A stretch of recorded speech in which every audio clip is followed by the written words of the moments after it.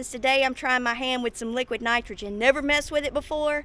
I just got fertilizer put out yesterday on all the fields, and then everything but nitrogen on 5 acres here in front of the house. So I'm gonna give it a go. Never messed with it before, like I said, so this is a learning experience. Plus this is my first time spraying out of the cab tractor. Another learning experience, so it's just gonna be totally weird. I meant to get 100 gallons of nitrogen. I ended up with 150.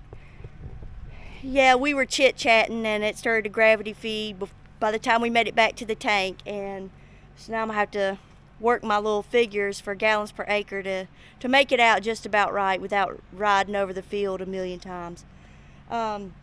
This little trailer here, cool story on it. This trailer's about 30 years old at least, and my dad built that back when we were putting up horse fences around Mom and Dad's house. And so it's been sitting here at the house, and I decided to mess with some nitrogen. So I said, oh, I need a transfer tank trailer.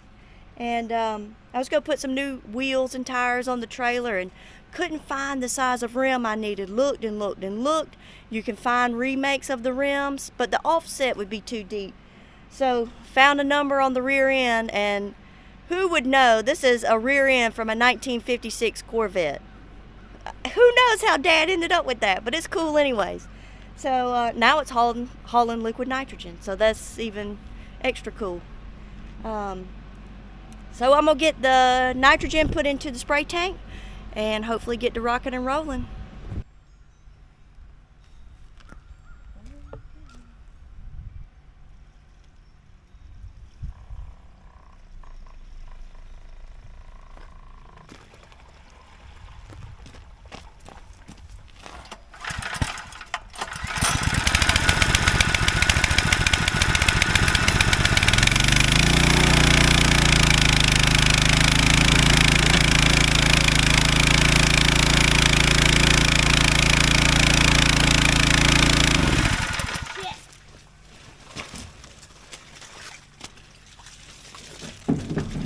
Weren't worth a dang.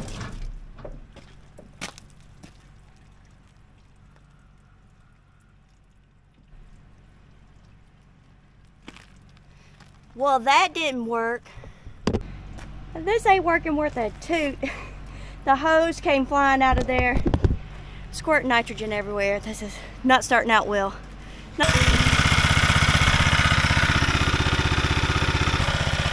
That was a nightmare. I lost a lot of nitrogen. All right, friends, so I had a little time to think about this while I was at work. It just tore my nerves up. I just can't let liquid nitrogen be the demise of this poor old trailer. So, sprayed nitrogen day before yesterday. Of course, I had the epic spill and waste. And I can see I got a little bit of nitrogen still sitting there, even though it looks pretty clean, but I don't know what's lurking under that tank. So my plan is I'm gonna take the sides off the trailer, I'm gonna get that tank out, clean that bed out really nice, and then I've ordered some paint over rust preventative type stuff, and then I got some fluid film ordered that I can spray like under the undercarriage and everything, just to give it a good coating to prevent any corrosion. And I can also put it on my carded sprayer too, just to protect the metal pieces from any nitrogen I may miss. And I'm gonna get the pressure washer out and hose everything down real good. I made such a mess. I was not satisfied. It just tore my nerves up. So I'm gonna get everything cleaned up, reset. But that was the maiden voyage, so I wasn't really sure how everything was gonna work out. I need to tweak it a little bit, and then I think we'll be in good shape.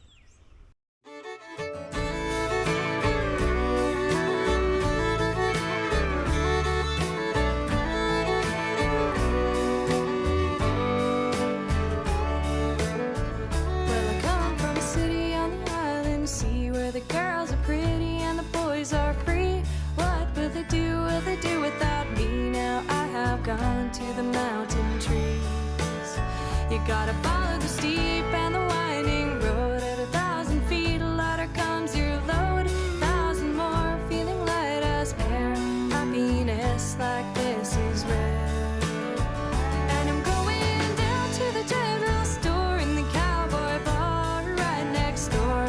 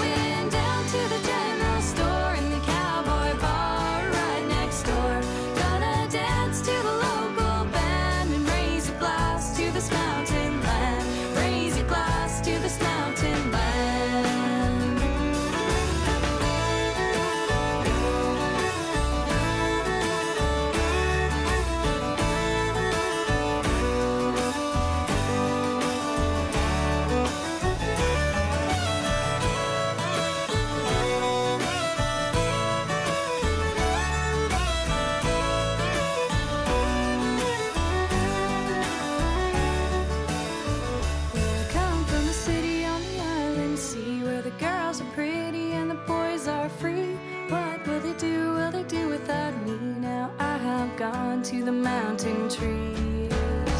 And I'm going down to the general store in the cowboy bar right next door. Gonna dance to the local band and raise a glass to this mountain land. Raise a glass.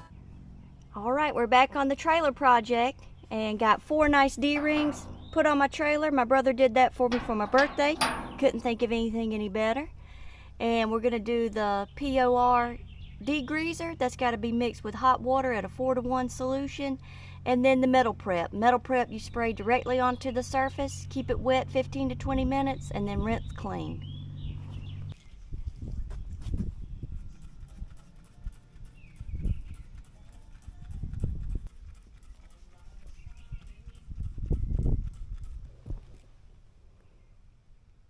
Alright, I've put several coats on here, sprayed it 4 or 5 times, kept it wet for about 20 minutes, and as it's starting to dry, you can see the haziness it's starting to get, so that is our cue that she's ready to be rinsed.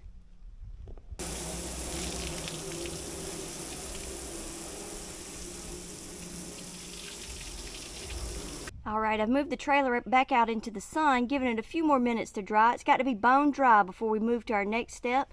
We're going to do the Gloss Black Rust Preventative. Going to put that down in 2 coats. After your first coat, you just want to take some real fine sandpaper, knock the gloss off of it, and then proceed with your second coat. And then I'm going to do the bed liner. I wanted something kind of rubbery with a little bit of friction to it since it's going to have that tank on it. And that tank really just barely fits on this trailer. So I don't want it sliding any and busting up my tailgate. And plus it'll be nice to have that good coating on there so I can rinse it out if I have any spills or anything.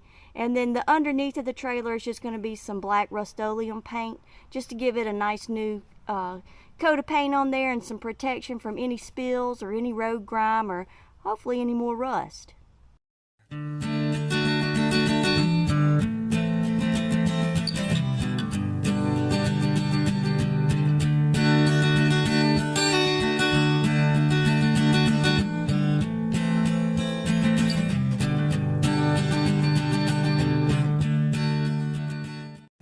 Alright guys, got some fine grit sandpaper, fixing to knock the sheen off this thing, and had a little learning curve yesterday about how to clean this stuff up. Mineral spirits didn't clean it up, acetone didn't clean it up, kerosene didn't clean it up. Mistakes were made. I tried to clean my brush and it just smeared it and gummed it up and got it everywhere. So I'm gonna try some lacquer thinner today. Hopefully that'll do better and won't leave me so nasty. It was on my face, it was everywhere. I finally just had to scrub it off my face. So I'm gonna knock the sheen off, put my second coat on there, and then do my top coat for underneath and my bed liner for the top, and hopefully this thing will come to a close. Alright, down to my last few steps here. I used this implement paint on the sides and the tongue, and I just did along the edges underneath, kind of on the side of the little channel there. And I was reading on the back of the can of the rust encapsulator, and as long as the metal's not in direct sunlight, you can use it as your top coat. You don't have to put an additional top coat paint on top of that. So that was nice because I've already done the underside of the trailer 2 times. And this is the bed liner, fixing to put it down. And then I'll have to do this in 2 coats to be adequate. And then this little job will be just about finished. Other than putting the sides back on it, it's a go. Found myself in the same old mess, singing the hallelujah songs over and over again, thinking one of these days I might find myself in the mirror at the mall at the consumer shelf. One of these days, such a funny phrase. When the hell did I start saying all of these strange things? And I'm so tired of being tired. I'm so tired of being tired. And I gotta move on. I gotta move on. Dust all this guilt and this worry. Alright guys, that is it. The project is done and this trailer looks so good, and I've got to brag on that POR 15 paint. It was a little pricey, but it went the distance. I didn't even come close to running out, and it really gave some good coverage. It literally stands for paint over rust, and this couldn't have been a better candidate. Make sure to get you some lacquer thinner. That was my bad. I didn't know what to clean it up with, and I thought I had it under control. I did not have it under control, but I do now. So tip of the day, get some lacquer thinner. And this trailer's been in service for 30 years. I don't see why it won't be in service for another 30 years. It is ready to rock and roll. I just got to get my spare tire put back on, a couple holes cut in my sides so my straps that hold my tank in can reach my D-rings, and that's it. She'll be ready to rock and roll. So that's the end of this, and I'll see you guys on the next go.